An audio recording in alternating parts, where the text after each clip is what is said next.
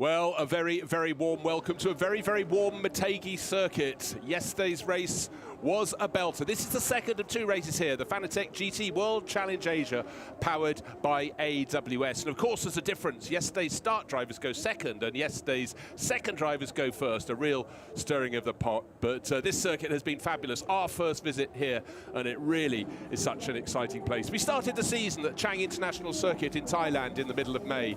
Then we went to the first of our 4 rounds consecutively in Japan that formed the Japan Cup. Fuji Speedway, last weekend it was Suzuka, this weekend it's Motegi. Give us 4 weeks off and we'll come back at Okayama International and then end the season at Sepang in Malaysia towards the end of September. This circuit is a mighty one. The old oval you can see in the background, that was closed, but this is 14 turns, 4.801 kilometers, 2 underpasses, 1 at turn 5. Then the climb to turn 10, the drop to turn 11, definite passing place, and just before turn 12, back under the oval, and a final 3-corner sequence onto the start-finish straight. Very technical indeed. Now, the best way to go around the circuit is to have a driver's eye view. We've chosen young Australian racer Brock Feeney in the Treble 8 Mercedes to be your guide.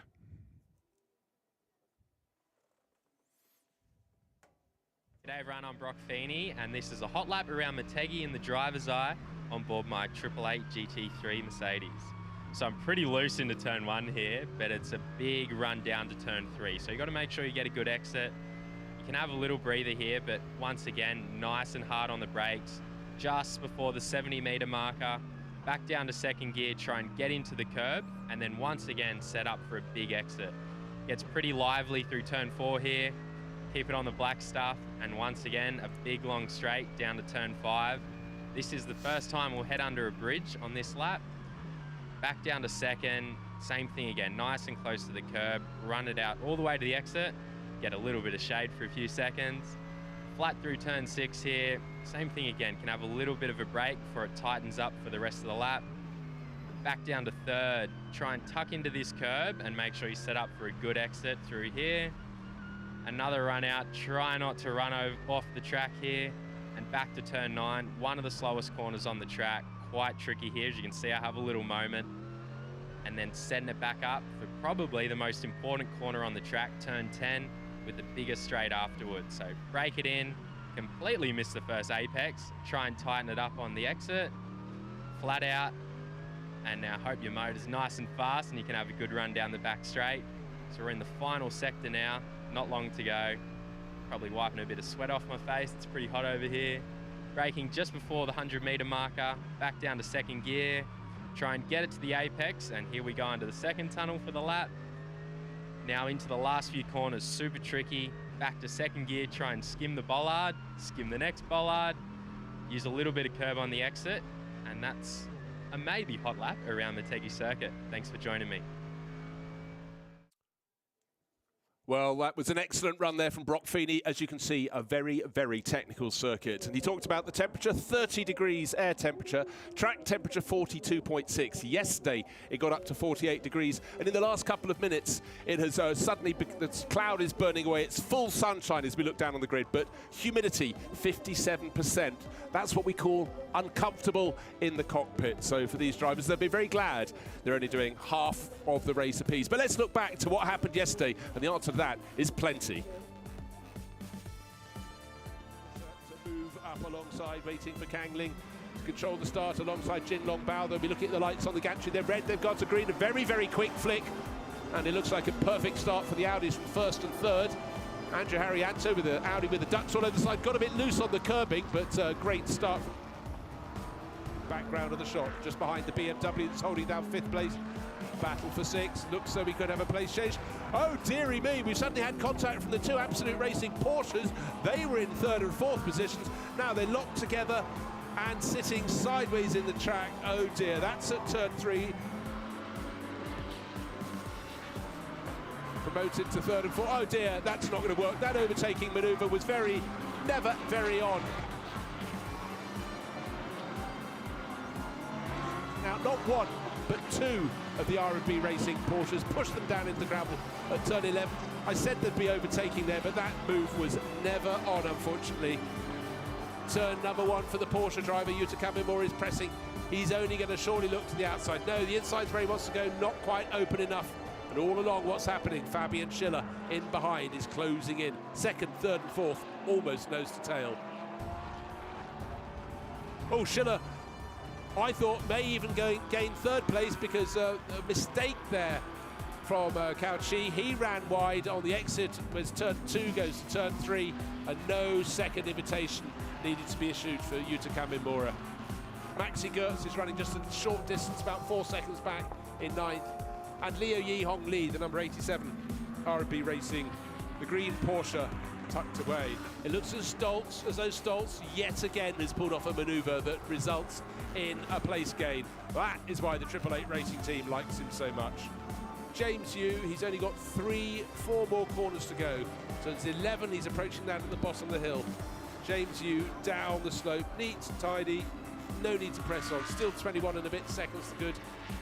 Under the second underpass for the final time at racing speed. Back out into the sunlight here. Turns 12, 13, and now this is the final turn. Turn 14. Is the tail wagging the dog? No, but it's a very, very happy dog indeed. And what a great run. So delight for Audi Sport Asia Team Absolute. They've got it right. And the other side of the garage, the Porsche side, hasn't had the smile today. The pace has been there. Some of the bodywork is sitting there in the track. Well, it was certainly a very, very eventful race, and victory meant a big move up for James Yu Kwai and Andrew Haryanto to 4th overall, but by scoring consistently, and it was a 4th place yesterday, Lucas Stoltz and Prince Abu Bakr Ibrahim, top of the table by 2 points from Vutikon Intrafuvasak, who came away with nothing. That was the chance for the Thai driver to extend his lead, but contact with his own teammate was the start of his undoing. It's also got ramifications for today's race, where a 10-place grid penalty is certainly going to hurt the championship challenger from Absolute Racing. So, tight at the top, first and second, very close indeed. And third place, Anthony Liu, 76. So the top 3 crews covered by just 4 points. And the gap between first, 25 points, and 18 for second is 7 points. So things can change. But let's go down to the grid, because Amy has caught up with the crew at the front of the grid. That's the 992 Porsche, Matteo Caroli. Matteo, you were quite unlucky yesterday. You know, what happened on track was quite unfortunate, but which means that this is literally your first race this weekend in Motegi, starting from pole position. What are you looking forward to?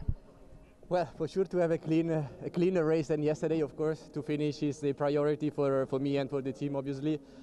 Yeah, we've been quite unlucky yesterday with the contact in turn 4. So today we have a new chance. It's a new day, and for sure we forget what happened to yesterday, and we concentrate on today. So Kari should be fine. I'm ready to go, and hopefully also my teammate Bao is in a good shape as well. I'm sure he is, but for sure it's really important to keep the concentration on a high level. And yeah, of course, hoping for a good race. Track conditions look good. Good luck to you. Back to you. Well, he's made quite an impact, Matteo Caroli, on his debut here. Raced once before in Fuji in the World Endurance Championship, but the fans flocking in there, waiting to the last moment to come out into the sunshine from the shade, quite rightly so. Now the grid. 33 cars, 31 in GT3 and 32 in the GT4 supporting element. Many, many changes, but the real story yesterday was a lot of the top runners not finishing, including that 992 Absolute Racing Porsche, which is on pole position. The car that should be lining up alongside it, because it qualified second fastest, is the sister car, the car with which it clashed yesterday, the 911. But Alessio Picariello will not be starting second. He'll be starting 5 rows further back in 12th overall, because his teammate Vutikon Intrafuvasak, the championship leader, picked up 4 behaviour warning points for contact yesterday, and that equates to a 10-place grid penalty, dropping him back to 12th on the grid. There will certainly be a charge from Picariello, but it's got a whole lot harder, because with that, Dennis Olsen has moved up in the metallic purple Porsche to the outside the front row. That's for R&B Racing. That was the team that had both of its car taken off the circuit in one move down into turn 11. But let's go back to the Japan Cup leader. Don't have to go back very far, from first down to third, because Amy is catching up with Yuta Kamimura. 上村選手、ジャパンカップ、今トップ独走中なんですけれども、このスタート、この位置からのスタートですね、どんなレース期待しますか？そうですね、昨日のレースでは表彰台に乗ることできたんで、今日のレースに関しては、ちょっと昨日表彰台に乗った分、10秒ペナルティーがあるんですけれども、リザルト的というよりもいいレースをできたらなというふうに思ってます。頑張ってください、期待してます。So they had a great race yesterday, so they're very looking forward to this race as well. However, they have a pit stop penalty, not a pit stop penalty, they have a 10 seconds because they were on the podium yesterday. So that's kind of, a reason they might not land on the podium today, but they will try their best. Back to you.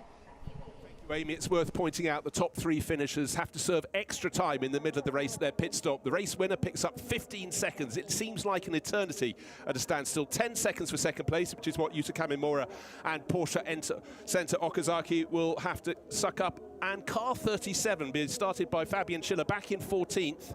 That's the car he's sharing with the driver who's third in the championship, Anthony Liu. They will have to be 5 seconds extra. So they're really going to have to keep their noses very clean indeed. Now, a car that's picked up 2 wins so far today is car number 88. And Amy is there already, and she's going to let us hear the thoughts of Lukas Stolz. 2 wins, can he make it a third? Luca, you are currently leading the championship along with your partner.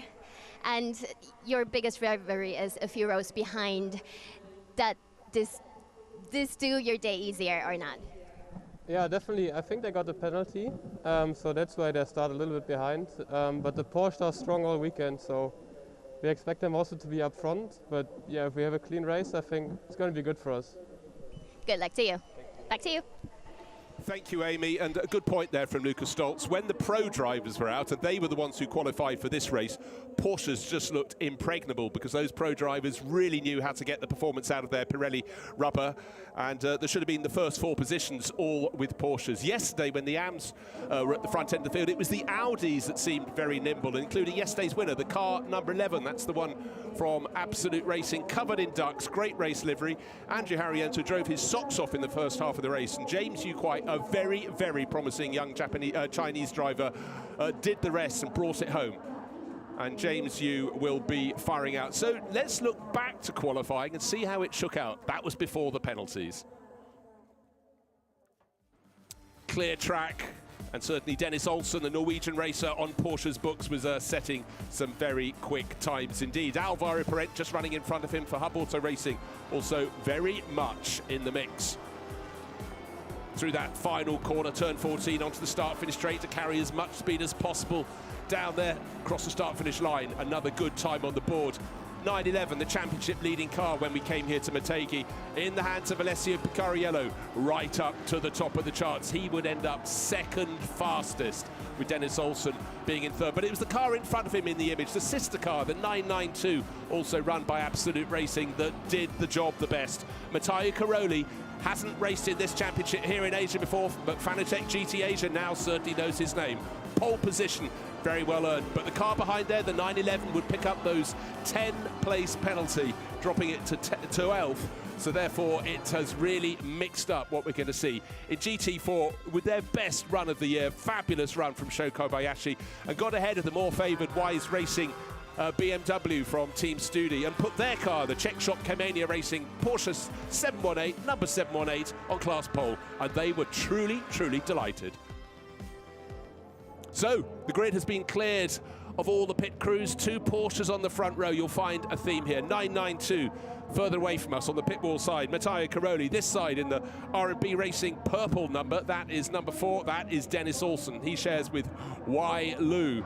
Both these cars in the war yesterday, tucked in behind the bright orange Porsche of Yuta Kamimura. Behind him, the yellow and grey Porsche, Hub Auto Racing and Alvaro Parent. But we can only just make out the number 88. That's Lukas Stolz sitting there looking mean.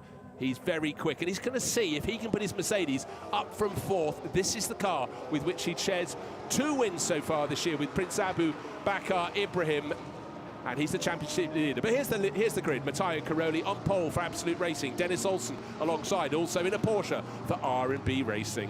These are both running in the prime class. Yuta Kamimura, we heard from him, he starts third. His is easy to spot. Bright orange. Lukas Stolz, the leading Mercedes driver for 888. Then Alvaro Parent, the best showing for him for Hub Auto Racing, and Mikkel Mack, whose car was out of the race yesterday. Let's see what the Dane can do from 6th.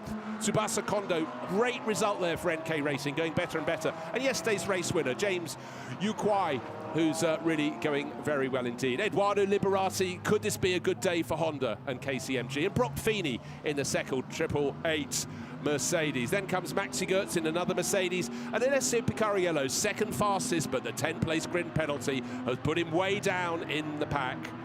Seiji Ora didn't get to finish yesterday's race. Look for that BMW. It's a top 6 car. And Fabian Schiller, he shares with the driver who's 3rd in the championship, Anthony Liu, in the 37 Mercedes. The one Aston Martin D-Station Racing starts 15th. And Frankie Chen Kong Fu, expect him to come forward in the number 13 Audi. Then Mizawa Racing, a lot of guests here today. They'll be seeing what Naoki Yokomizo can do. And Kei Kozolino, they're back in the 488, and here will be on a charge. Liu Yihong Lee and Shinya Hosokawa for R&B and Team GMB, respectively, fill the 10th row. Then Mineki Akura, that Lamborghini, the only Lamborghini, has been very quick. Yi Bian in the second Climax Racing Mercedes. Shigekatsu Wakasaka, that car, the Ferrari for LM Corsa, was pushed off yesterday. Hideto Yasuoka, the second Hub Auto Porsche, starts 24th. Then Yusuke Yamasaki in the AM class for Comet Racing. And Dennis Lin, expect that day to really progress in the second Climax Mercedes. Then Ben Porter for AMAC Motorsport, and the driver who goes solo, Tadeo Uematsu, they form row number 14. Then the car that started on pole yesterday, Ki Chao, will start down in 29th, a big ask for progress for him. But Masataka Inoue in the Evo McLaren for Kref Motorsport starts alongside. And Atsushi Tanaka, the Nissan GTR driver, down on his own on row number 16. And then come the GT4 runners, with Sho Kobayashi taking that class pole for K-Mania Racing in his Porsche, and Manabu Orido bringing up the rear, and that's the car that has won so many class battles. So the field streams down the hill, that long infield straight from turn 10 to turn 11. They go under the banked oval, now defunct, but hosted many, many IndyCar races. Very popular venue, but Motegi lives on, is still a challenge. There we are, under the banked circuit. You can see it across the top of your screen. And it's such a difficult final sequence of corners, because the final one, turn 14, is very, very tight indeed. But the race starter will not press the lights on the gantry to go from red to green until he's got the bulk of the field. They need to be side by side, and certainly already Cairoli's got his nose in front, because it's hard on the outside for Dennis Olsen. And only now does he start to catch up. The lights went from red to green as quickly as they did at the first time of asking. It looks like a brilliant start from Cairoli. Olsen got across, but Lucas Stoltz into turn 1 is on the outside of Yuta Kamimura. May put his, yes, he has put his Mercedes from 4th up to 3rd. And Kei Kozolino visiting the gravel, but keeping his foot in and getting that bright yellow car racing Ferrari back onto the track, back in the pack. It's really tight. GT4 cars keeping out of the way at the rear of the field, and it's about to put a big tick in the box. People have behaved through the first 3 corners. Alvaro Parent getting pushed out very, very wide indeed. It's very busy behind. Side-on-side contact, and yesterday's race winning Audi got bounced across into the treble tree. Audi, but Mikkel Mack got away with it, but he was spun by Parent down at turn number 5, shoved off into the gravel. And for NK Racing, they're off as well, and in fact about 3 or 4 others just out of the image, and the GT4 cars will arrive and get through. But there we are, push wide at turn 3, the number 72 Porsche of Alvaro Parent. Contact between 3 and the next turn, which is turn 4, and bodywork rubbing damage there for Alvaro Parent. Really disappointing for him and for Maurice Chen. Meanwhile, as they say, up at the front, the first 4 cars making good their escape. The battle was just behind them where the contact was made.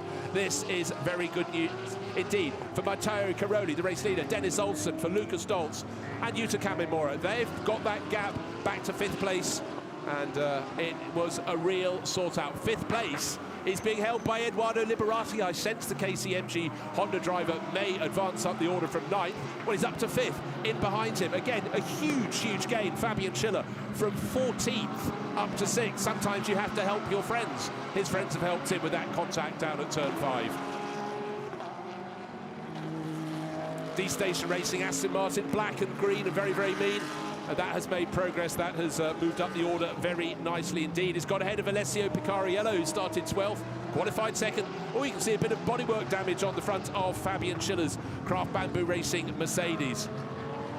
Here we are, overtaking manoeuvre being conducted by Alessio Picariello, but Frankie Chen Kong Fu in the bright blue Audi, duking it out around the outside on the exit of turn number 1. Frankie Chen keeps it there for turn number 2. That Aston Martin has made really, really great gains. Tomonobu Fujii up to 8th place, having started in 15th. That's an effective opening lap. But look how tight the field is. Brock Feeney, we heard from him describing a lap before the start of the race. This one, he might have other words to put in there. It is very, very busy indeed. Just past the scene of the crime on the opening lap, and you can see one of the Mercedes sitting down there. And in fact, we did lose. It wasn't the Mercedes. We lost Seiji Ara, like yesterday, the BMW out of the race. That's back in the pits, as is, poor old James Yu, from the high yesterday to the low today. The meat in the sandwich he was between turns 3 and turn 4. A puncture being picked up as well. So overly busy, but you put 33 cars on a track as tight as this on an opening lap, and you may get problems. Also into the pits comes Kei Cozzolino. And it was, I thought it was the BMW still under the bridge. I thought at first it was a Mercedes, but certainly for Dennis Lind, he's dropped down the order. So it's his car, the black and yellow Climax Racing Mercedes. And I would suggest at least 3/4 of the 4 drivers involved in that clash initially were the innocent parties.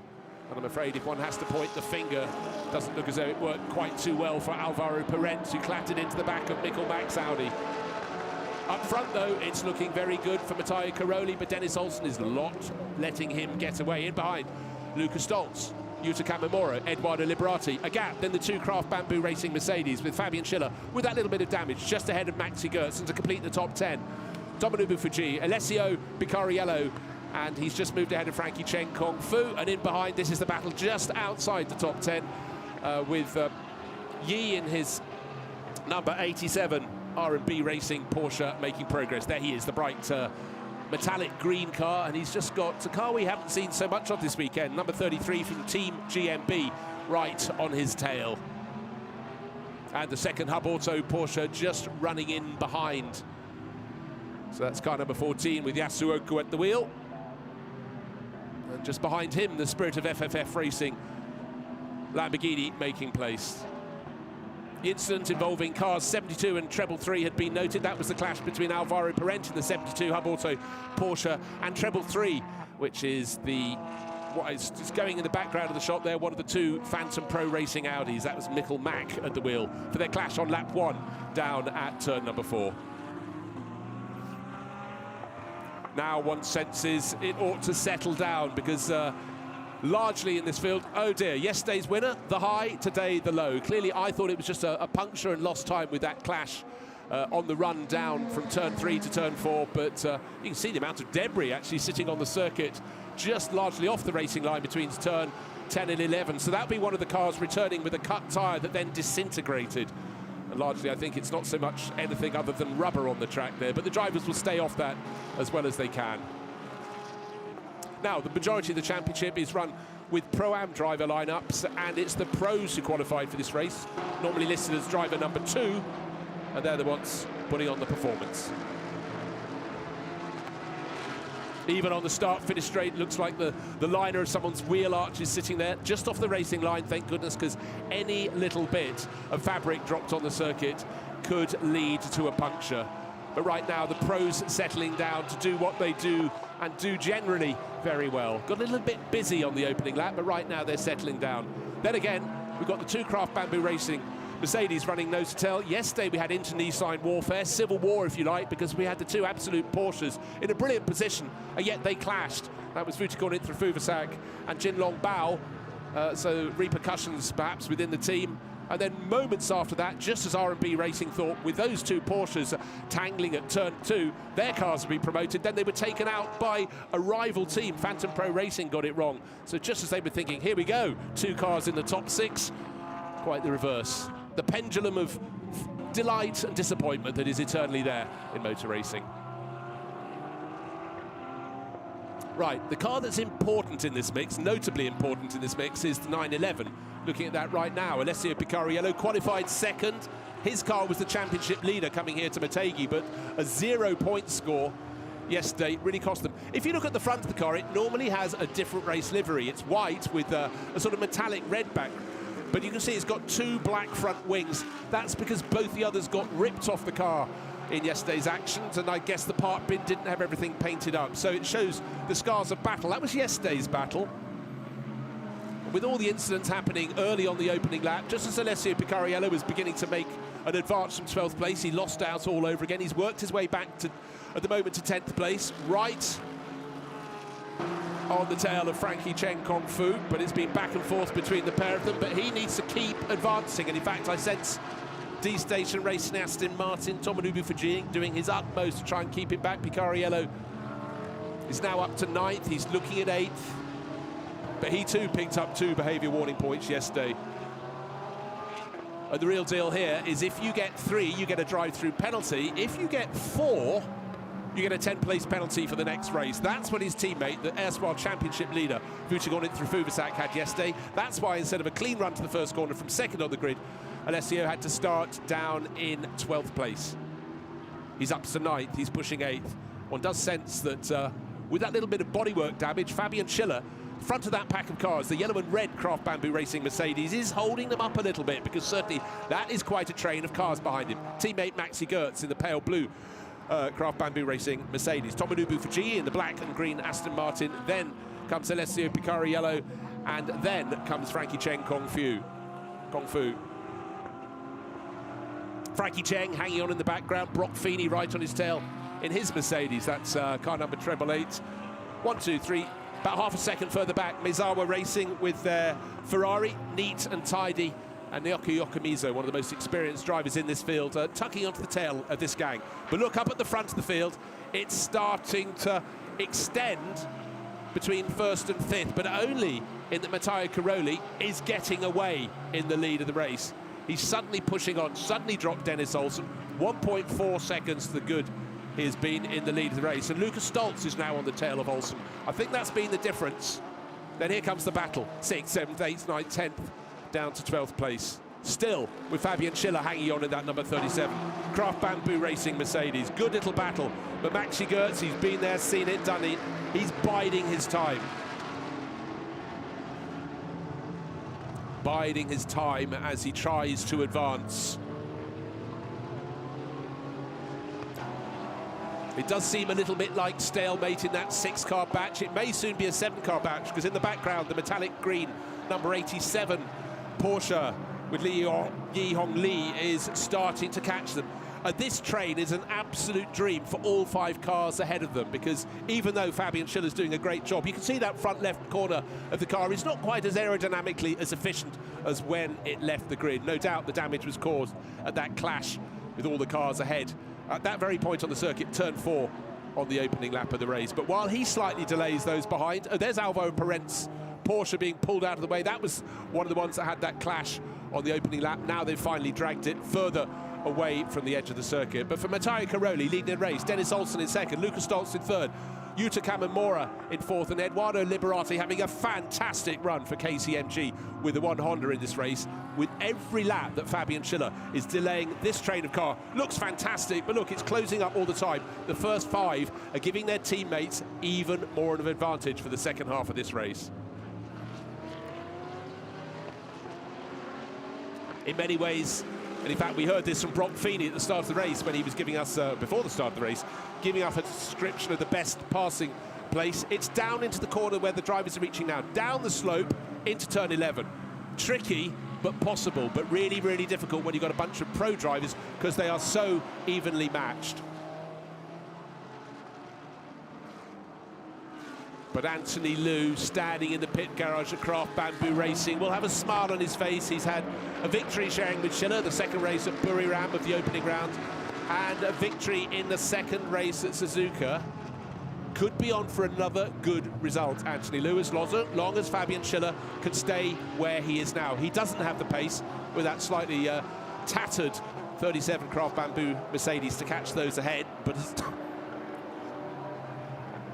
as long as he can keep those rivals behind him, then he's doing exactly what the doctor ordered. Not my doctor, his doctor. Up at the front of the field, just a while ago I said it was 1.4 seconds or thereabouts between the race leader, Matteo Caroli, and Dennis Olsen, between the 992 Porsche and the number 4. Well, it's gone out to 1.8 seconds. little by little, Matteo Caroli is getting away, and this will be a real tonic for Absolute Racing. They could have had probably 2 cars challenging for victory, certainly for a podium yesterday. They clashed and then both had subsequent collisions with others. But this car today looking neat and tidy, Matteo Caroli. And again, you can see, like the sister car from Absolute Racing, the race livery not quite as perfect as before, because they too had to fit a new front wing. Easy to spot, front left, it's black. Lucas Stoltz said it really seemed like a Porsche circuit, but Lucas Stoltz is doing what Lucas Stoltz does best, just really delivering for 888 with his Mercedes. And having made his progress, Alessio Picariello had a little challenge against the Aston Martin of Tomonobu Fuji, but recently it's been the story of him being challenged, because Frankie Chen Kung-Fu in that brilliant bright blue metallic Audi Sport Asia Team Absolute entry, car number 13, neat, tidy, and getting to be a constant threat behind him. Oh, and by the way, haven't talked too much about GT4. There's been so much going on at the front of the field, but in GT4, it's Manabu Max Orido, call him what you will, but he's leading the class from Sho Kobayashi, who was so delighted yesterday to take class pole. But this battle, is there going to be a change? If so, when, and who's going to make the move? It could be a good move, it could be a slip-up, but these are the pros, and they will stay out as long as they can. If you're new to Fanatec GT, in the sprint races, it's an hour-long race. There has to be a driver change, and it can start when we get the clock. You can see at the top of the graphic, when that counts down to 35 minutes, so just over nearly 11 minutes from now, then the pit lane will be open, and it will stay open. The pit window is open for 10 minutes, so once we've got just 25 minutes left in the race, if you haven't made your pit stop, too bad, you're going to pick up a penalty. And also, in terms of those pit stops, just to reiterate, the first 3 cars home yesterday get extra time in their pit stop. It's not a bonus, it's quite the reverse. So car number 11, that's 15 seconds extra, but that has retired from the race, so it matters not for them. That's James Yu and Andrew Harrianto. Be 10 seconds extra for the car that's in 4th place. That is the Porsche Center Okazaki. 911 Yuta Kamimura at the wheel at the moment, and 5 seconds extra for car 37.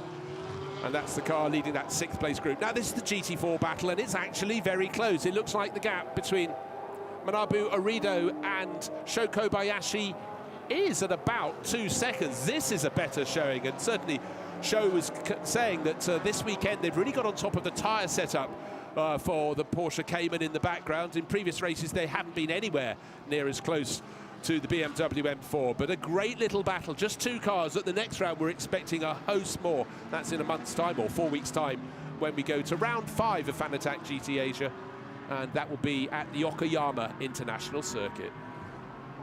But right now, they're reveling in the space. You can get a really good flow around the Motegi circuit. Manabu Orido just so well balanced.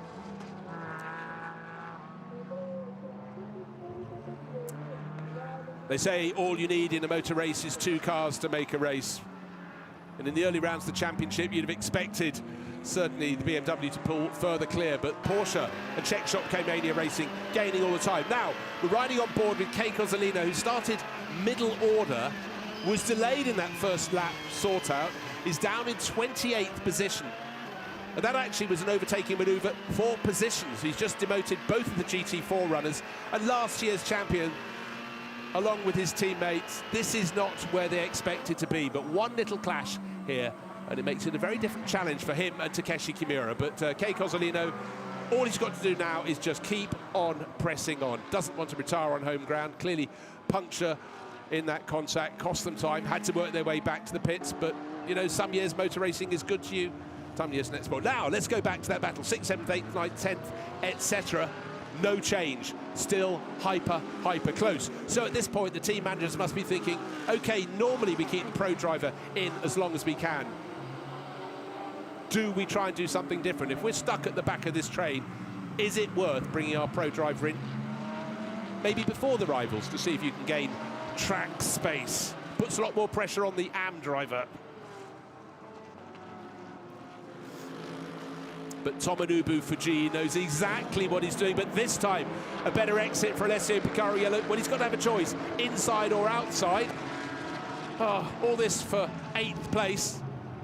He's chosen the outside. Well, he was given no choice because Tomonobu Fujii in the Aston Martin covered off the inside line and also covered the tight-in wide outline, so he holds on to 8th position.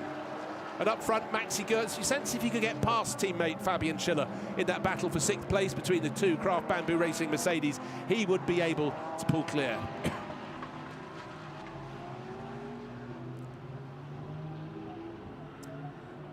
Meanwhile, drive-through penalty has been issued to car number 333. That was Mikkel Mack for causing a collision, so he's been given the punishment for that moment on lap 1 down at turn 4, and certainly it took out a lot of the rivals, including Alvaro Parent. So it's deemed that he must have gone across the nose of Parent's Porsche, the Hub Auto Porsche, down into turn number 4. Certainly it was just on the edge of the shot. We saw the clash. And various cars now picking up track limits warning. It's the matter of the decade. If you're looking at the sides of the track, they've got white lines. It's okay to get 2 wheels out beyond the white line, but you have to still have 2 wheels within. If the driver gets all 4 wheels over the curbing, then they will pick up a warning, and it keeps coming up, and the warnings eventually escalate into penalties. Just saw Eduardo Liberati starting to get closer to Yuta Kamimura, and Prince Abu Bakr Ibrahim clearly not quite ready to go in that number 88 Mercedes, letting his teammate there, Lucas Stoltz, carry on as long as he can. Sorry, that's the sister car. That is the Treble 8 with Brock Feeney on board, just outside the top 10, but the sister car is in 3rd place overall for Triple 8. But you could just see how difficult it is in this group to get past the driver ahead. Certainly Alessio Picariello has been trying, and this is the place he tried last time, down into turn 1. But this time, a better exit from turn 14 for the Aston Martin and Tomonobu Fujii.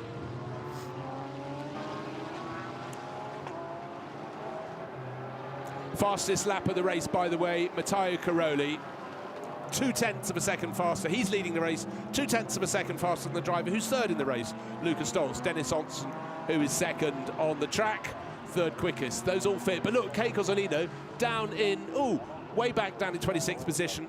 So no traffic around him, but he is good for 4th fastest. So at least the pace is there in the Ferrari. Much delayed, but now back on track and making a charge. He is whacking in the quick laps. But of course, having to call into the pits to get fresh rubber after a puncture put him way, way back. Last year's champion, of course.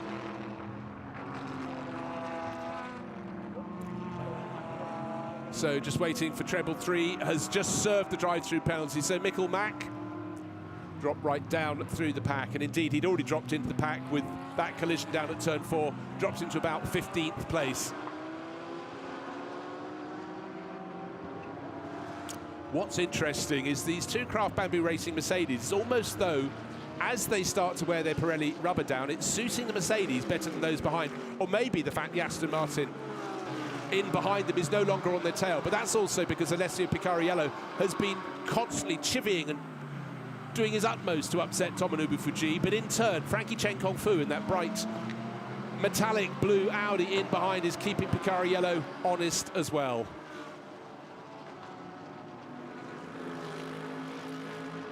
And Brock Feeney right on Chen Kong Fu's tail. Again, 2 laps ago, the 911 Porsche was closer to the Aston Martin, was right under his rear wing. This time, an easier job for G to do. Just to block off the line through turn 1. No change. Now, there's no change at the front of the field. It's still Matteo Caroli, still with the fastest lap to his name. 2.2 seconds almost precisely ahead of Dennis Olsen. The Norwegian's been driving very well. And nearly 3 further seconds back to Lucas Stoltz in the best of the Mercedes in 3rd place overall. 3.5 minutes and the pit window will open. Will any of these drivers go, you know what, my teammate is probably one of the better amps, I will give him a shot because I need track position. Hard decision to make. Naturally, you'd keep your throw driver in as long as you possibly could, give them the best part of 35 minutes and just nip them in before the pit window closes. But today, I think there'll be a lot of consideration in the pit lane because certainly for quite a long time, the driver in 6th, Fabian Schiller, has been holding up the train.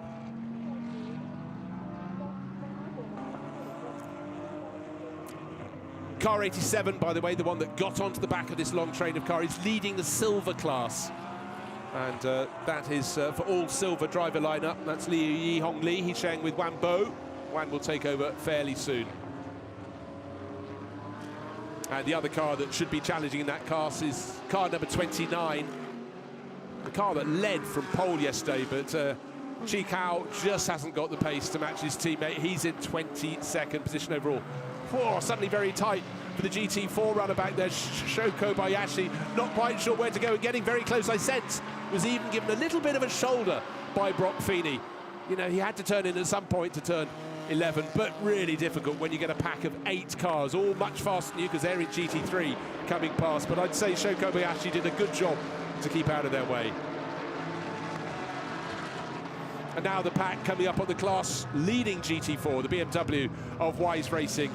And certainly for Max Cerino, trying to keep out of their way. Around the outside at turn 1, it's rather easier. The 2 Craft Bamboo Racing Mercedes have come through, but lights are flashing on the D-Station Racing Aston Martin. He does not want to lose even a nanosecond, because if he does, Alessio Picariello will pounce.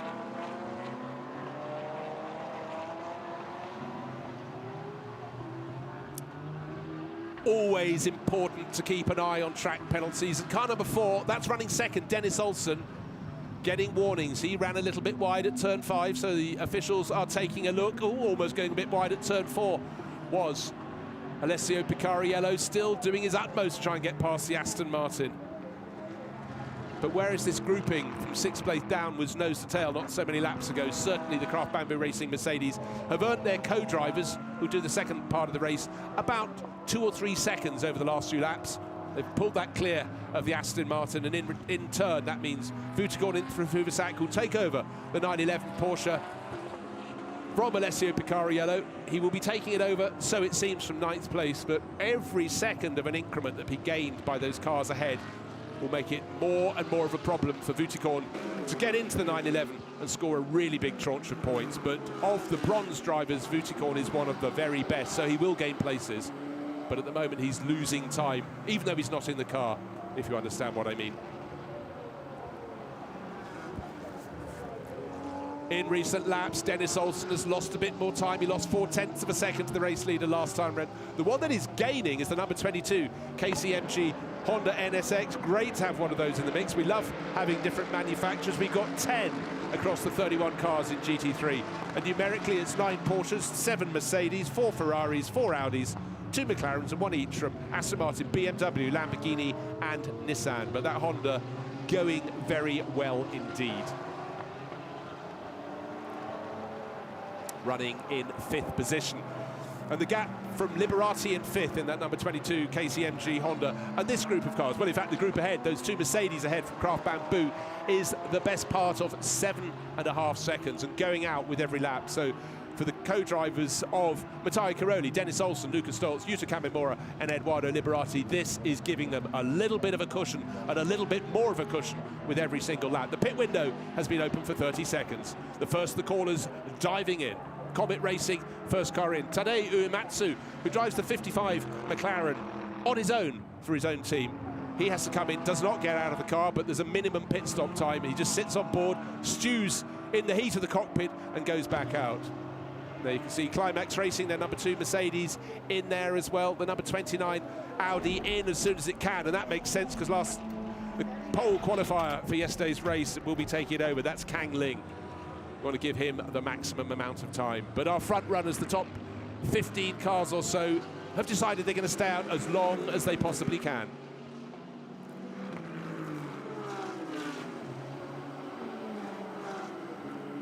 And suddenly, just ahead of this grouping, it looks though there might have been a change of position. Fabian Schiller just holding down 6th place, and Maxi Goertz's teammate in the pale blue Mercedes just having a look down into turn 11. I don't think it was a serious one, no, as they come into the final sequence of corners, still in the same order, as are the cars behind. It must be very frustrating for Alessio Picariello.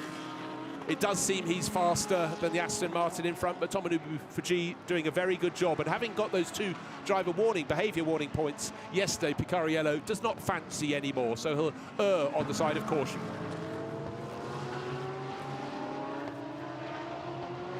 And in the GT3 AM class, Comet Racing have been going very well. They've got last year's championship winning Ferrari 488 GT3, which took the title in the hands of Kei Cozzolino. Right, out to the lead in GT4. In comes Manabu Orido for the Wise BMW M Team Studi, and he will hand over to Masaki Kano. There comes Masaki running around the nose of the car.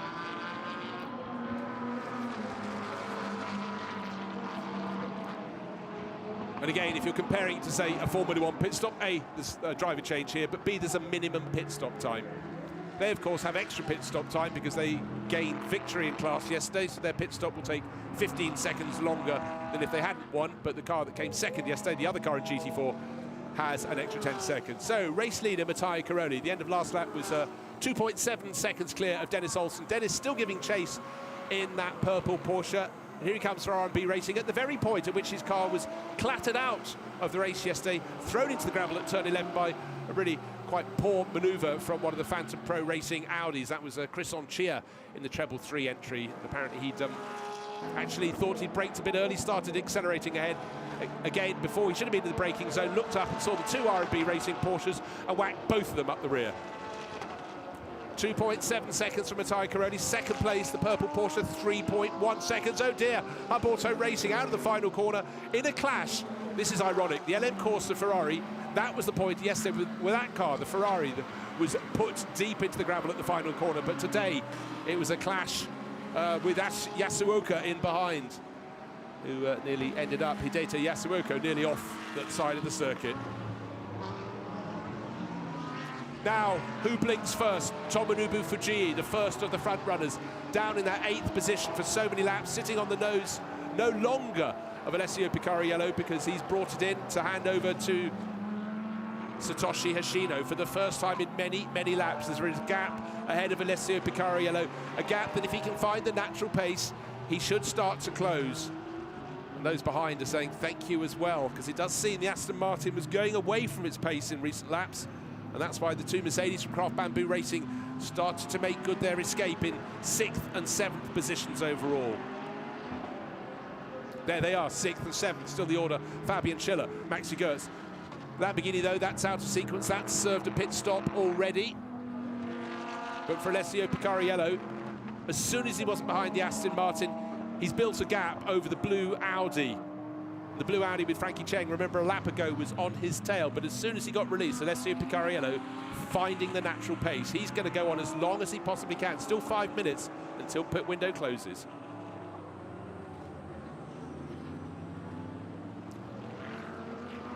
And while one Absolute Racing Porsche, this one, the 911, finally has been released. Got to put another lap on the Lamborghini that served its pit stop. The sister car, 3.1 seconds the good, leading the race, Motegi Caroli. Oh, this is unfortunate. The number 19 Lamborghini from Spirit of FFF Racing Team, Hiroshi Hamaguchi, just getting up to speed, but not quite enough speed to satisfy Picariello. So the advantage he gained over Frankie Chen Kung Fu has been all but consumed. Another chance for the number 13 Audi to get onto the tail. In from 6th place, Fabian Schiller has come. Maxi Goetz remains out in what has become 6th place. Now suddenly a challenge at the end of the top 10. Liu Yihong Lee, car number 87, really challenging Naoki Yokomitsu.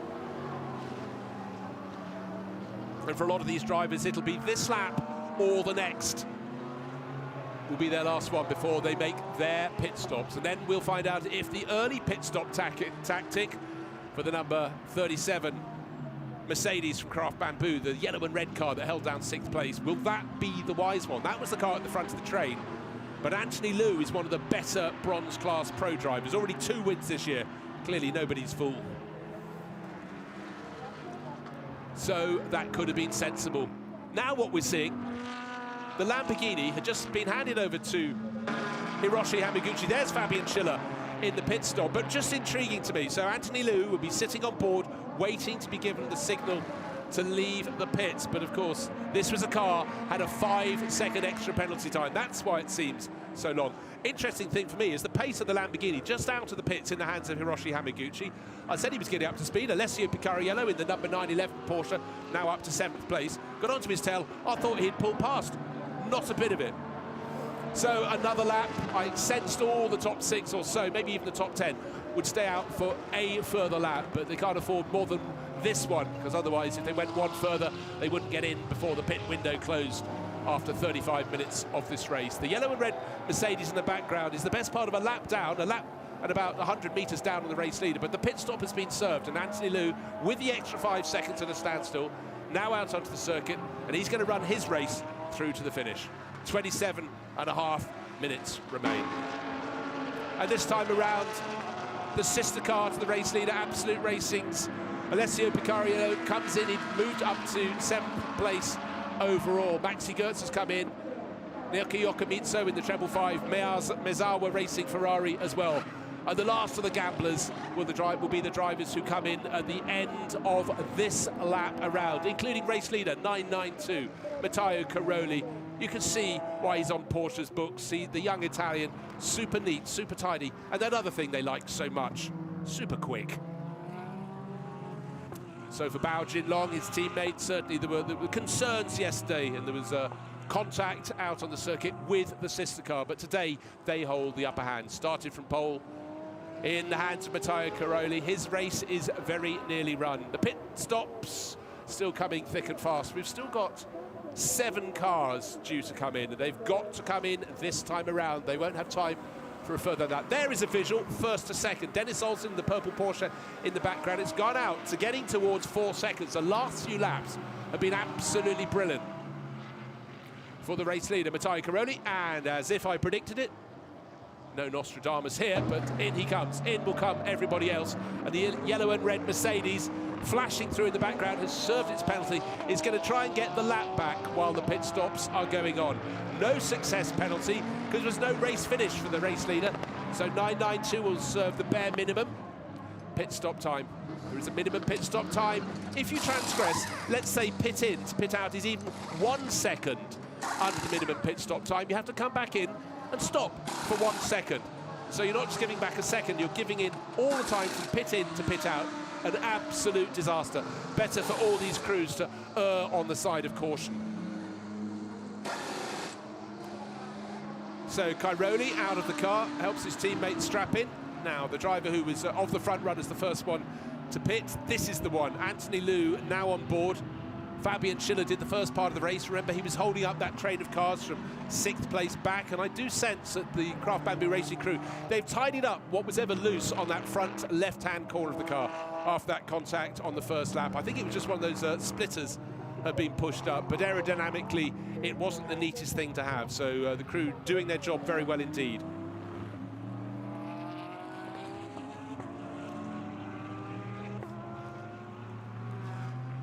Now, the big question, I reckon this car will still be in about 6th place, but certainly of the drivers from the bronze class, Anthony Liu is very quick indeed. So the cars that came in from 1st and 2nd coming back out, and 3rd coming back out onto the circuit, still in the lead of the race. So Bao Jinlong takes over. In behind, car number 4, R&B Racing, Wei Lu. Looks so it's all been very, very equal. And behind the 88 is Prince Abu Bakr Ibrahim, one of the 2 racing princes from Johor. So the first 3 before the pit stops look as though they've got it quite sorted. But again, the first 3 before the pit stops, none of them had any success, extra time to serve in the pits.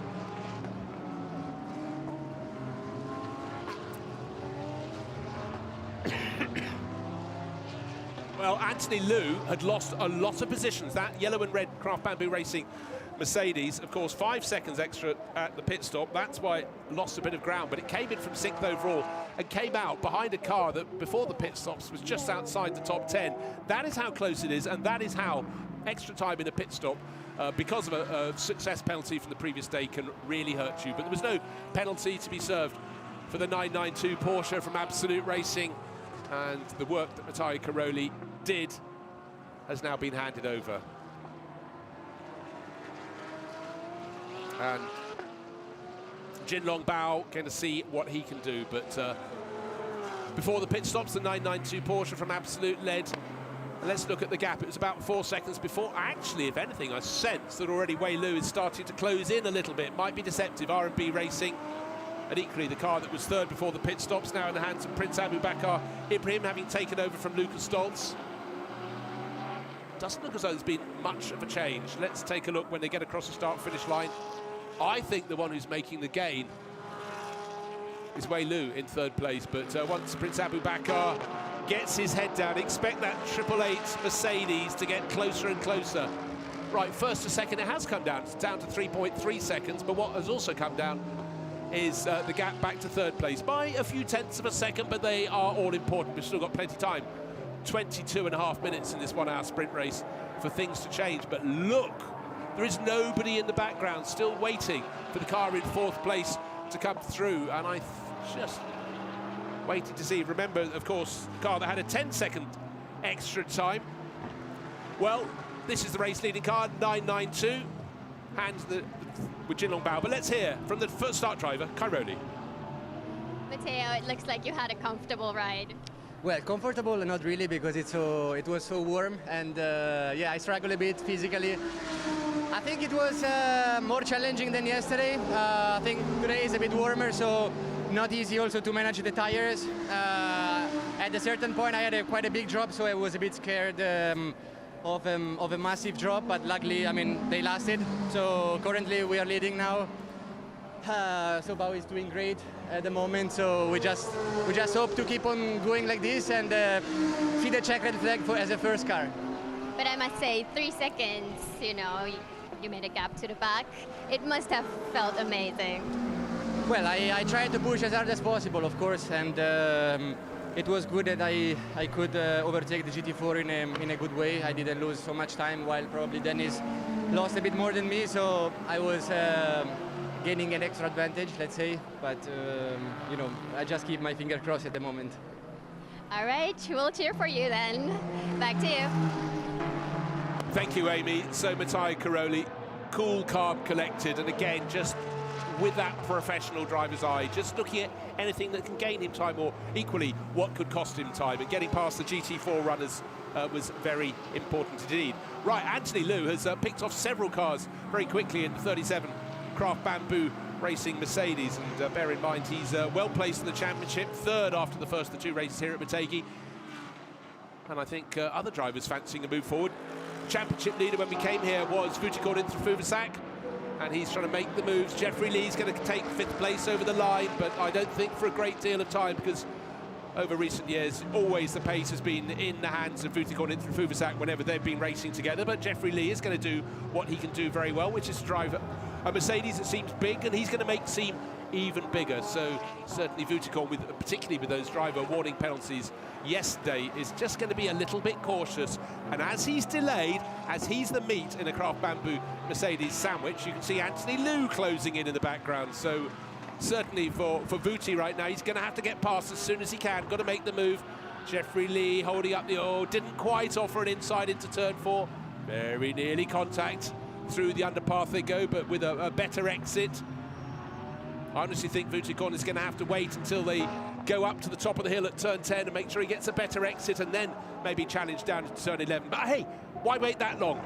Why wait that long? Turn number 7, sticks his Porsche up the inside.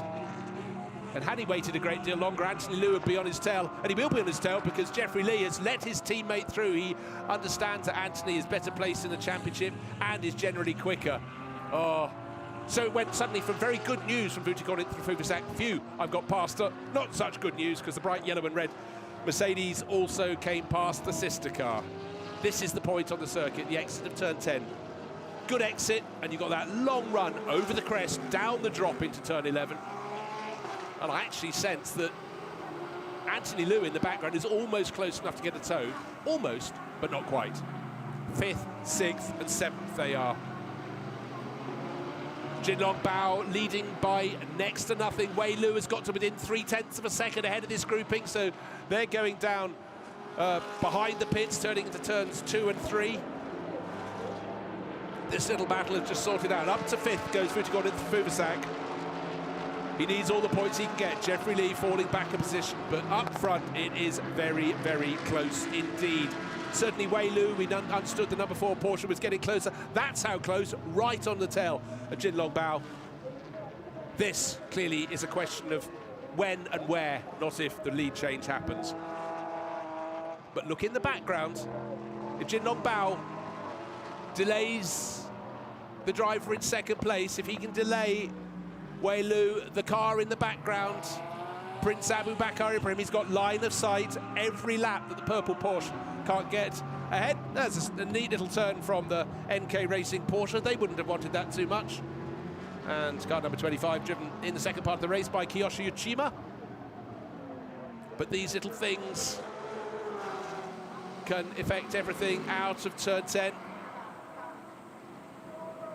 Over the rise. Jin Long Bao covering off the line at turn 11, but if you're going to go around the outside at turn 12, 13, don't think it can possibly work. The big problem here, 12 and 13 are quick-ish, they're third gear corners, but it's a second gear, final corner onto the start-finish straight.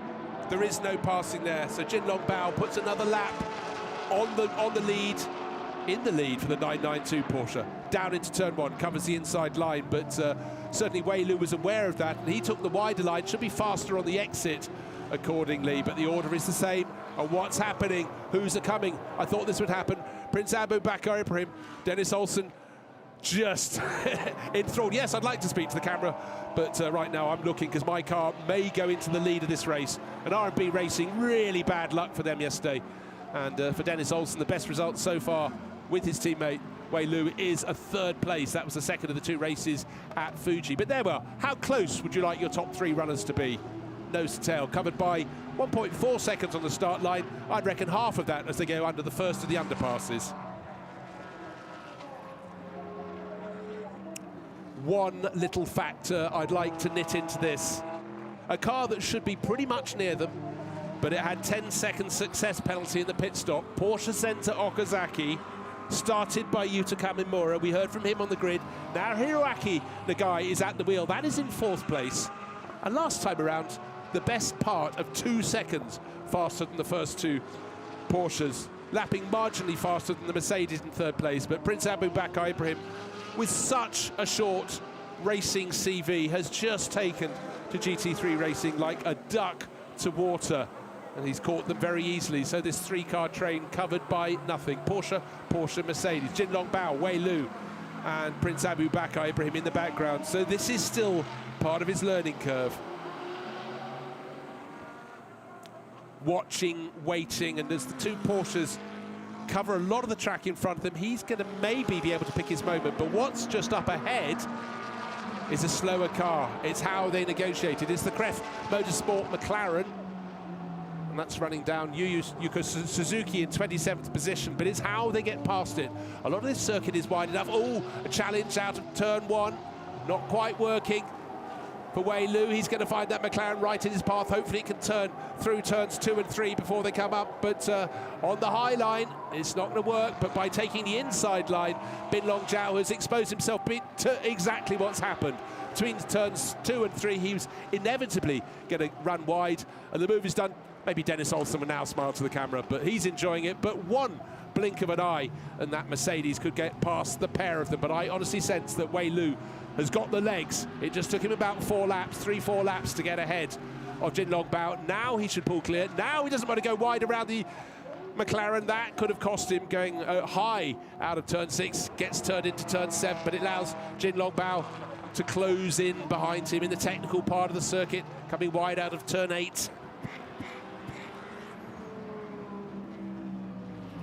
Jin Long Bao may have been passed for the lead, but he's not done yet. But if he does one little move off the line, I sense that Prince Abu Bakr Ibrahim, he'll be delighted to be on the podium, but he doesn't want to be in 3rd. He wants to be in 2nd place, and maybe even higher.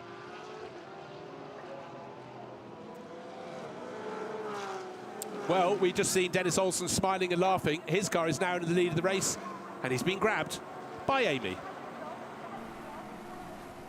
Dennis, I don't want to keep you too away from the screen, but you are smiling. That was a great overtake. That was a great move by Wei Lu. The guys had a very, very long night yesterday. We got taken out by another competitor, and you know, they made it. We are happy to first of all be on the grid, but now leading the race is very, very nice, and Wei Lu is doing a great job out there. So yeah, hope we can bring it home. Tell me more about your stint. How was it? It was great fun. Matteo was very fast. And I could not follow him, basically. We still have some issues with the car, but it seems like it's working good enough for Wei Lu. But Matteo was simply too quick for me today. But yeah, having a good team in the background is very important, and yeah, hopefully we can execute it well. We'll keep our fingers crossed then. Thank you. Back to you. Thank you, Amy, and thank you, Dennis Olsen, for taking the time away from the screen. But the good news for the Norwegian driver there is his car, now in the hands of Wei Lu, is making its escape. I sensed this was going to happen because he had the pace to pass Jinlong Bao, and now Jinlong is being pushed very, very hard indeed by Prince Abu Bakar Ibrahim. I am so impressed with Prince Abu Bakar. He has just taken to racing as though it's the natural thing. Followed his brother Prince Jeffrey into the sport, and certainly with Lucas Stoltz, who's one of the preeminent drivers of Mercedes GT3 cars. He's got a very, very good teammate. But this is Prince Abu Bakar doing it himself. He can have as much assistance in the pit, being taught how to drive these cars as well as they can be, but he is the driver doing the job out on the circuit. Jinlong Bao was hunted, was passed, is falling back a little bit in second place. The driver pulling clear is Wei Lu. That's the teammate of Dennis Olsen. No wonder Dennis is happy in the pit garage. And for Dennis, best results of the year so far is a third place. So the final, oh gosh, we've only got 11.5 minutes remaining in this race. It does look as though it's a distance that they shouldn't have too much trouble covering to get to the finish. As you can see, the gap between the purple Porsche for R&B Racing, and it really was bundled out of the race yesterday. You know, there are times when you've made a marginal move and end up in the gravel that's disappointing, but when someone else just crashes into your teammate, knocks them into you, and you end up in the gravel, which is what happened at turn 11 yesterday, there is nothing you can do. I said I'd keep an eye on how close Hiroaki Nagai would come. He won't have time to catch these three, but the driver in fourth place, just now crossing the start-finish line. And only once he's been released is Wei Lu running faster than that driver, who's trying to catch up in fourth place. But, you know, there is this element, the first three drivers getting extra time at their pit stops in the next race. It's so rare to be able to undo that stagger, to get that time back in the race. Have to have perfection in everything. Yesterday, Jinlong Bao in the number 992 Porsche was in the wars with his own teammate. Today, he is much neater, much tidier. He has been passed by Wei Lu, who's pulling clear with every moment. But clearly, lessons have been learnt. His clash and clatter with teammate Vuitton Interfuvasak yesterday was a little unfortunate. And on the last lap, actually, Vuitton Interfuvasak had been running in fifth place, but he's been passed for that position by Anthony Liu.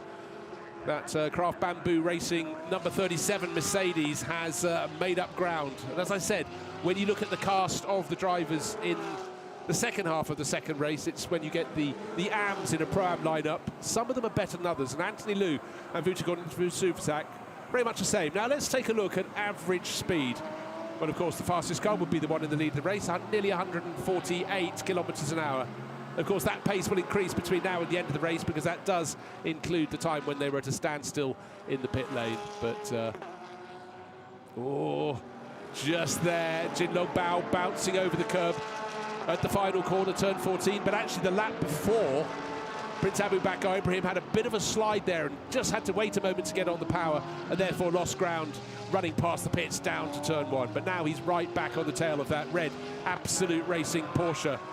All along, though, as they tussle and battle in the background, our race leader, Wei Lu for R&B Racing, this will be their biggest result in the championship, is pulling clear. And again, Jinlong Bao goes down on the tight line. Don't know why he did it that time around. He had just enough of a gap over the Mercedes, and Prince Abu Bakar Ibrahim then could take the wide line, which is the faster corner, because turn 2 leads into turn 3 almost immediately. Much better sweep, but now Jinlong Bao has got it settled, but that would have delayed the pair of them and therefore built even more of an advantage for Wei Lu, who's now 4 seconds clear and extending that with every single lap.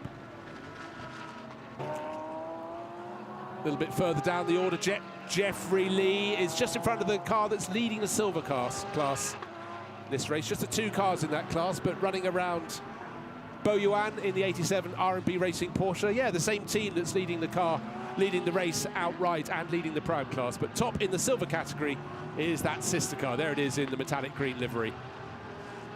Jeffrey Lee absorbing the pressure, but it's going to be a long 8 minutes for him. Much as it's going to be a very long 8 minutes to hold on to second place for Jinlong Bao. Prince Abu Bakr Ibrahim with that distinctive rumble pulls out of the slipstream, possibly a bit early for that. Has a look, tucks back in on that long straight down to turn 11. Learning as he goes, learning how to try and unseat the driver in front, make him look in his mirrors, perhaps brake a little late for turn 11, and then the corner could be yours. But right now, you just got to try different things in different corners. And again, the Mercedes getting a bit sideways, going out of turn 14. Again, not being able to put the power down as he would have liked. And I tell you what, I'll add another again. I'm sure, again, the gap to the race leader has gone out. Yes, it has. 4.8 seconds clear now is Wei Lu. Surely R&B Racing can almost put their hands on the winner's trophy, but nothing is ever definite in racing, so maybe not. Just running down through the classes, we've seen Yuan Bo leading the silver class in 8th place overall. GT3 AM is being led by the excellent Hiroshi Hamaguchi in the only Lamborghini, the Spirit of FFF Racing, and that is running down in 12th place overall. And the KCMG Honda, haven't seen too much of that in the race after the first stint when Eduardo Liberati brought it in from 5th place. But Paul Lipp, the man who is KCMG Racing, having a good run just outside the top 10.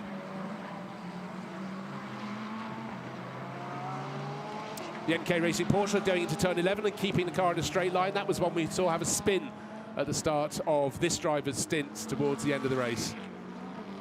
That's Uchiyama. Now, this is the view riding along start-finish straight. The circuit inside the old bank oval that's on the outside. You can see the banking ahead, despite that Honda logo where the cars would have flashed high when we had 13 visits from the IndyCar runners. But now we're riding with Yorikatsu Sujiko for Comet Racing, 3rd in the GT3 AM class. And he's got line of sights of the McLaren up ahead of him. That's Tadeu Uematsu, the driver I said doing this race solo, the driver who would have probably lost 5 kilos of body weight. It's a hot, humid day here at Motegi. Whereas the weather graphic showed it was 57% humidity, the highest we've had through yesterday and today. It's sure to feel a lot hotter than that and more humid in the cockpit. Another lap on the board. 28 laps in, 5.7 seconds the good. Wei Lu pulling ever further clear. But can Jinlong Bao in the 992 Porsche hang on to second place? Or will Prince Abu Bakr Ibrahim have worked out in that 88 Mercedes behind him just where there might be a gap? Again, into turns 2 and 3, and the Porsche takes the tight line on the inside. That affords the luxury in the background for the 88 Mercedes to take the wider line, but no change. Right, here's an opportunity for them. Coming up towards Andrew McPherson in the AMAC Motorsport Porsche. He's running in the AM class in a battle of his own at the moment, not too close to any of his class rivals. They've got to get round him. There will be winners and losers in this battle. There's the AMAC car, white with the orange flashes on its flanks and over the roof. And here comes Jinlong Bao, a little bit of a twitch for him going through turn number 7, up over the gentle rise. This is the view of Triple Eight Racing. Can their driver not only score another podium to add the 2 wins, can he make it second place rather than third? Andrew McPherson through the slowest corner on the circuit, or second slowest corner, turn 9, gets out of the way very nicely. So that was an opportunity, potentially, for Prince Abu Bakr Ibrahim. Now, it's about an exit from turn 10. Who gets the better one of those? Hamaguchi, Hiroshi Hamaguchi, went really well yesterday in qualifying, but got a 15-place grid penalty, so second meant 17th. But today he's worked his way up to 11th place overall, leading GT3 AM, well clear of his rivals. He may even get in the top 10. He's got Jingsu Sun up ahead of him in the number 13 Audi from Absolute Racing that was running the first part of the race by Frankie Cheng, but Hiroshi just seems to be made for racing Lamborghinis. Mineki Akura did the first part of the race. Now, in that lap, suddenly Jinlong Bao has got a gap to Prince Abu Bakr Ibrahim. Didn't see, I would sense. I thought they both got past Andrew McPherson's Porsche without a problem, but clearly somewhere in the final third of the lap, finally a bit of breathing space. They've gone past the GT4 class leading Wise Racing BMW, but Prince Abu Bakr Ibrahim has got this lap and the next one would sense, to get the deal done. But first of all, he has to catch back up all over again. He is the quicker of these two drivers. However, he's got to get up into that second place, but it must be very frustrating as the laps count down. You've been close for lap after lap, then you get separated. Now, well, actually, it might actually favour his car. It's given it a chance to get clearer air flow into the grille, not running quite so close. May just keep the temperatures down a bit, but right now the real question is what sort of life have each of these drivers got left in their Pirelli racing rubber? And really one of the learning lessons in motor racing, particularly in temperatures as high and humidity as high as this, is to keep your tyres with some life in them at the end of your stint. You can push as hard as you like early on, but it comes at a cost. And really the experienced drivers, you see them towards the end of a stint, they suddenly find an advantage over their rivals. That's because they've been cautious. Second and third, Jin Longbao, you have to sense he stayed there as long as he has. He surely can maintain it for this lap and the next one. Our race leader, has he got any rivals? That is the gap from first to second. Awelu out of the bottom of the shot, 6.5 seconds clear at the end of the last lap, and I would suggest has probably gained a little bit more on this, but he could back it off. Under 2 minutes to go until the end of the hour of racing for the second of the two sprint races here at Motegi, round 4 of Fanatec GT Asia. Next stop, Okayama International Circuit. But right now, it's all a focus as they go through. One more lap to go. Onto the final lap goes Wei-Lu. The gap back surely has grown a little bit more to Jin Longbao in the 992 Porsche. 6.999 seconds. Let's call it 7 seconds first to second. If anything, I'd say Wei-Lu has just backed off a tiny bit, but he's already turning into turns 2 and 3, while the rivals behind, well, they've got their focus on each other. And again, catching them a bit by bit, but not in time. Hiroaki Nagai, a further 15 seconds or so further back in 4th place overall. But for R&B Racing, redemption. They were looking set for a really good double results in the first race, the Saturday race at Motegi. Both their cars in the blink of an eye clattered out by a Phantom Pro Racing Audi into turn 11. The number 4 car didn't get to finish. The sister car came home, double check, in 10th place overall for Wan Bo and Leo Yi. This was the one that ended up stuck in the gravel. But today, and as we heard from Dennis Olsen, after a lot of work for the crew overnight, they got the car ready. They'd have been happy just to get it into the race, but they will be so happy when this final lap is completed. The flag is waved and they'll take their first win of the year. 4 more corners to go. Climax Racing Mercedes a lap down now. That was the one started by Dennis Lind. Car number 2, though, is down in 23rd position. Time is running out. Jin Longbao surely now has got enough done to keep the second place in the 992 Absolute Racing Porsche. But today, it's R&B's racing day. The team from China with Wei-Lu on board. Brilliant start by Dennis Olsen. And there is the checkered flag. A very happy camp indeed. So victory, it would have possibly come down. He'll have backed it off. Jin Longbao actually goes out to 7.871 seconds, but second place, Bao deserves applause for that. He really hung on. And certainly also Prince Abu Bakr Ibrahim did his all. The car in 4th place is just coming through in the background. Great run for them, but that penalty time in the pit stop really hurt them. Anthony Liu comes through to 5th. And the GT4 winner is right there as well, and tucked in behind, having been passed and demoted to 6th place, is the driver Vutikon Inthrafuvasak, who arrived here at Motegi a week after racing at Suzuka, lost the championship lead with no points yesterday, and not the biggest points haul by his standard today, but a much cleaner race, as long as we don't linger too long on what happened at turn 4 on the opening lap of the race with that multi-car collision. But clean and neat and tidy from the outside of the front row. Victory for R&B Racing, for Dennis Olsen, who started, and Wei-Lu, who's brought it home.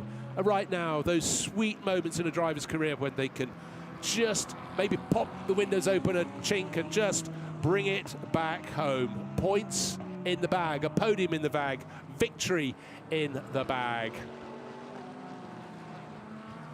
And just to reiterate, Wise Racing with their BMW took the victory in GT4, and the 718 Porsche coming home second. but certainly having its best run. But for Wei Lu, he's got just a few more corners to go back, dipping under the bank circuit, the old oval circuit, back into the arena, and then he'll just come around into the pit lane. So a really good result for them. Victory, Pro-Am honours as well. In fact, looking down the charts, the Pro-Ams finished in the top 7 positions.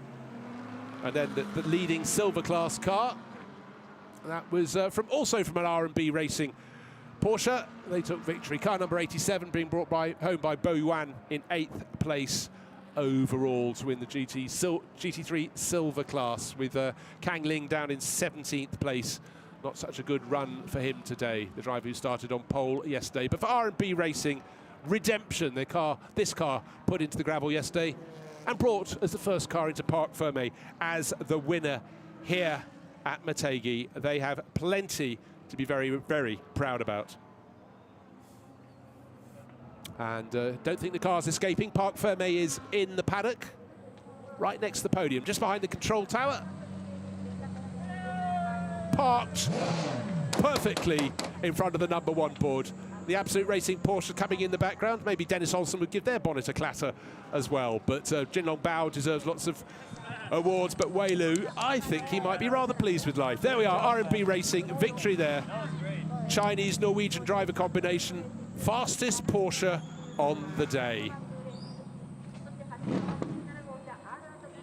Obviously keep an eye out in case there've been any other penalties, but really drives that stood out. Wei Lu, brilliant, building on the work of his pro teammate alongside Hiroaki Nagai.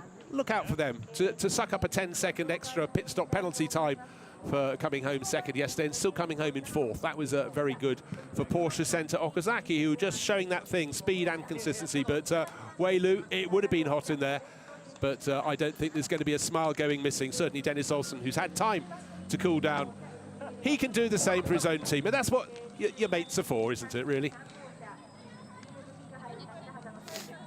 So a double success for R&B Racing. Lots of applaud for them because they also won the silver class in 8th place overall. The sister car driven by Liu Yihong Li and Wan Bo. It is that moment for a driver.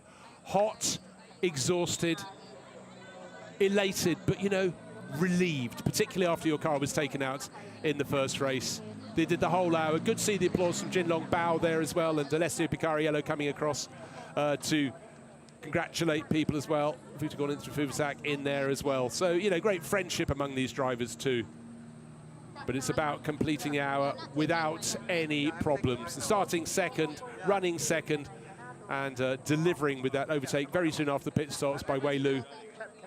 He bided his time. And don't forget the number 88 Mercedes was right on his tail, but he just chose the moment, made the move perfectly, and that's what's led to that victory. In the end by 7.8 seconds, but a really, really great result for R&B Racing. They've made their name here at Motegi this weekend. Next stop, Okayama in 4 weekends' time.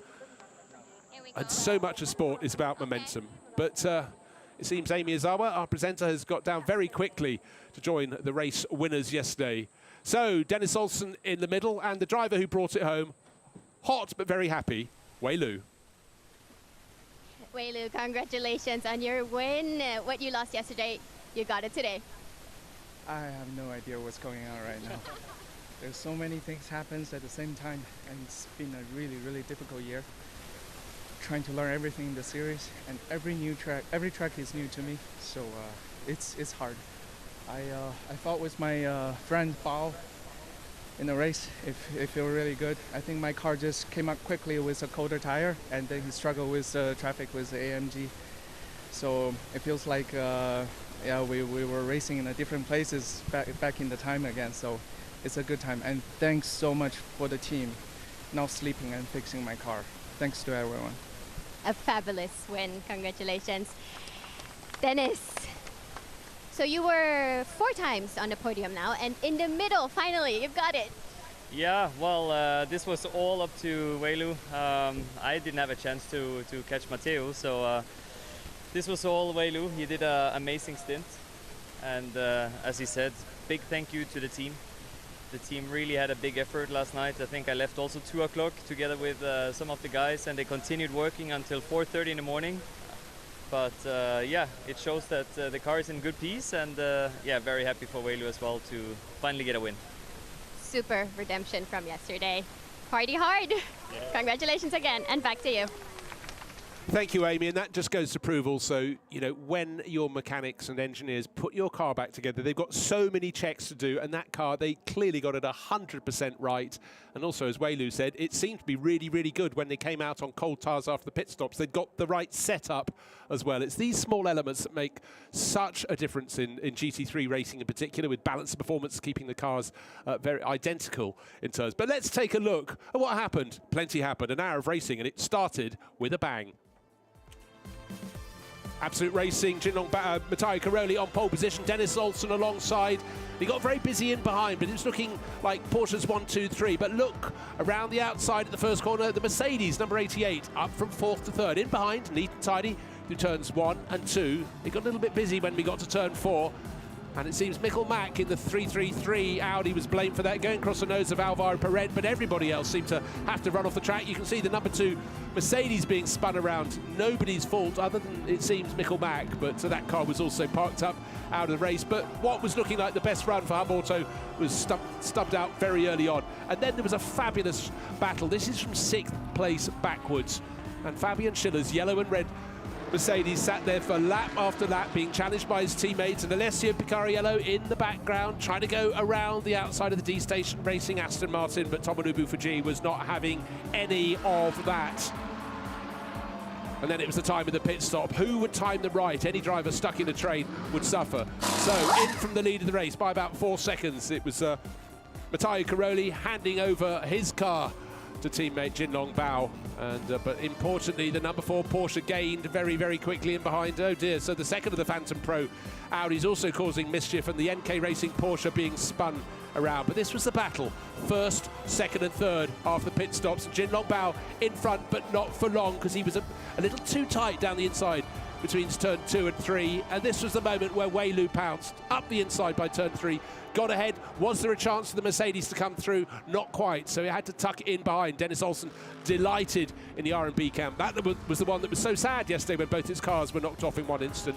But through to take victory. Weilu, a hot afternoon in a rebuilt car. What he wanted was to see the checkered flag, almost like the script of a film.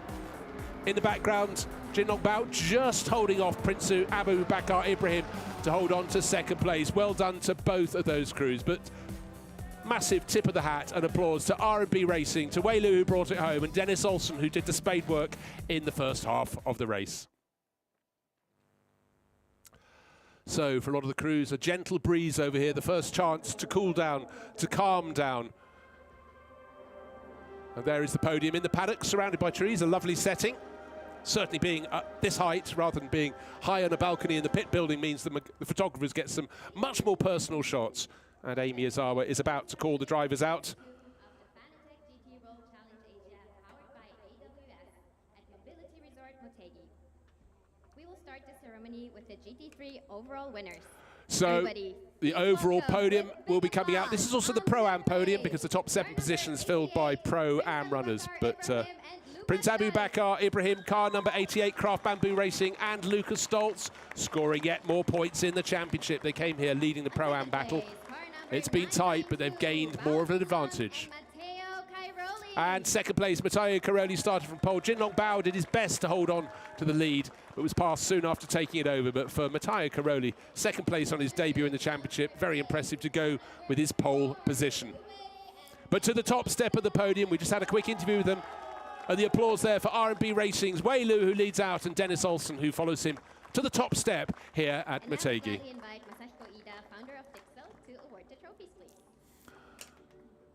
So trophies being awarded to all 3 crews, who should be very happy, because it's a 6-round championship. 2 races in each of these rounds. Every round you don't get a good helping of points hurts your challenge.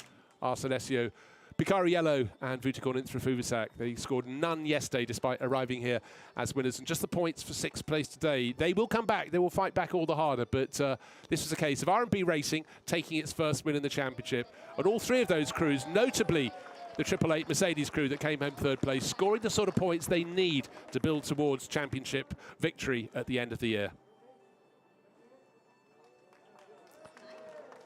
in each of those pairings, you can see which driver was the start, which driver was the second driver who brought it home. All the second drivers puffing a little bit, having climbed out of those very, very hot GT3 cockpits. And so the champagne for the first three finishers. Prince Abubakar Ibrahim has slid away quite wisely to keep out of the spray. But it is champagne time, more podiums to follow. But for all the crews today, it's been a very hot weekend. But Fanatec GT Asia has loved its visit to Motegi, the first of ours. Next stop for us is the Okayama International Circuit down in southwest Japan in 4 weekends' time. But the championship pendulum has swung one way and it's swung back in a different direction. That's what racing is all about. So when we lose our top three runners, top three finishers, all top three in the Pro-Am class, we'll go to the GT3 AM class. And late in the race, we saw Hiroshi Hamaguchi leading that. He took victory for the Spirit of FFF Racing team with their Lamborghini in 10th place overall, 11th place. Sorry, the next one in class is Tadei Uematsu in his McLaren, which he drove solo. That would have been hot hours of racing for him. Car number 55. And third in GT3 AM was Comet Racing, last year's overall championship winning car, the Ferrari that had such success for Car Guy Racing in 2022. So as they're brought up, we're looking at the first three finishers overall, first three in Pro-Am. Their cars lined up down there, 2 Porsches and a Mercedes, but this time around in third place, it'll be Comet Racing. Yusuke Yamasaki and Yorikatsu Shujiko, there they come. And then just one driver on to the second step of the podium. He is the one who has every right to look the most exhausted of the lot because he drove the first half and the second half of the race. Today, Uematsu with his McLaren. Yes, he does look a little bit weary. But to the top step, Mineki Akura and Hiroshi Hamaguchi for Spirit of FFF Racing with their Lamborghini. Job very well done. And don't forget, they won the GT3 AM in 10th place overall.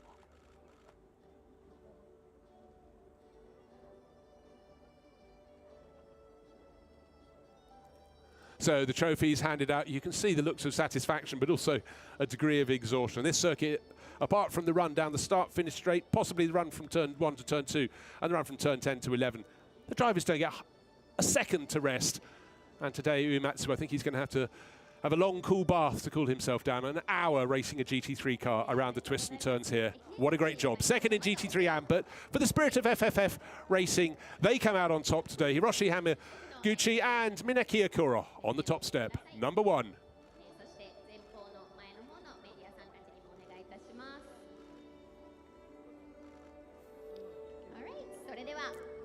So well done for the drivers concerned. They can now finally get some champagne unleashed on a hot, humid day. But it's been a great visit to Motegi, and the GT3 AM runners enjoy their podium as much as those who finished as the outright top 3.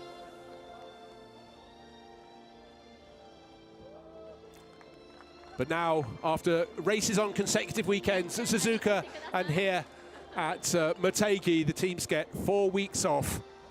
A lot happens in the races here at Motegi, and we'll have to maybe take a look back at the results and just work out who came out on top. Of course, it was Climax Racing, but so much changed in between from this and just over an hour ago. But Dennis Olsen, who started, and Wei Lu, victory in the R&B Racing Porsche, first win for the Chinese team. Matteo Caroli and Jinlong Bao, second, also in a Porsche. Theirs was run by Absolute Racing. And 888 JMR with Prince Abubakar Ibrahim and Lucas Stoltz, again just showing consistent excellence and speed. Yuta Kamimura, Hiraki Nagai, Porsche Center Okazaki, finishing in 4th place despite 10 seconds extra at their pit stop. Fabian Schiller and Anthony Liu. Anthony working his way past Vutagon and Fusak to take 5th place. Bear in mind, they're contesting the championship front-running position, so Craft Bamboo getting one of its Mercedes home in 5th place. Vutagon and Fusak, no points yesterday, but at least the points for 6 today. You've got to keep putting them in the pots. The second Craft Bamboo Racing, 7th place for Jeffrey Lee, who brought it home, and Maxi Gertz, who had such a good battle with Fabian Schiller earlier in the race. Then completing the top 10, Wan Bo and Liu Yihong Li, winning the Silver Cup class for R&B Racing, a double success for them.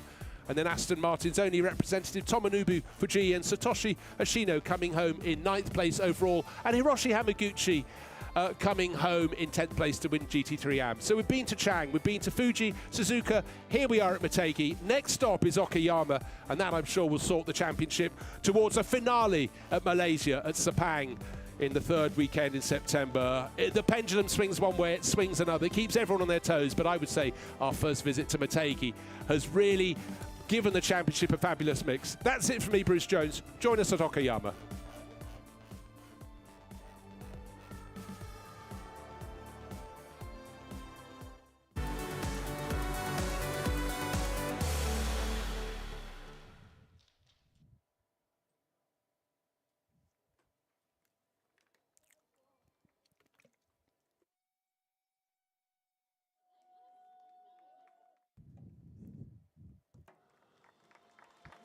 So back to the podium, and GT4 Silver Am winners and outright GT4 winners just stepping off either side the podium there. That was the Wise Racing BMW M Team Studio pairing of Masaki Kano and the driver leaving on the far side of the shot there, Manabu Orido, and very kindly handing their trophies and rather foolishly their champagne to the photographers. Really great little paddock here at Motegi, quite a large paddock, but with the trees and the setting for the podium, I think it's a really lovely place to be. It just seems much more personal getting the podium down at ground level. But they've enjoyed their weekend, very much indeed. 2 class wins. And next time out at the Okayama International Circuit, we're there's the winner's champagne there in class. We're expecting more cars in GT4. But the AM lineup in GT4, second in class today, but class winners, a team that's made a big step forward. They love their success. First driver up for the Cayman team, 718, Naohiko Otsuka and Sho Kobayashi. Naohiko, his face so expressive. He's loving his moment there. So just to reiterate, 2 entries in GT4. One is a Silver Am pairing. This is the Am pairing.